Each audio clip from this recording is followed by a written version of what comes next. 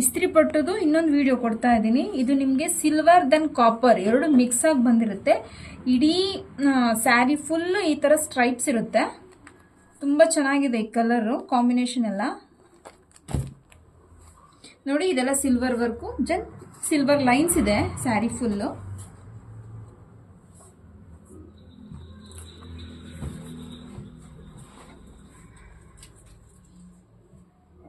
ಇದು ಸ್ಯಾರಿದು body part.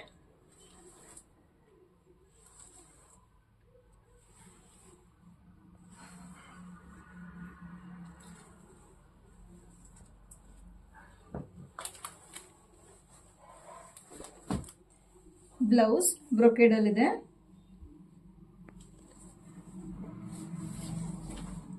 ನಿಮ್ಗೆ ಪಲ್ಲು.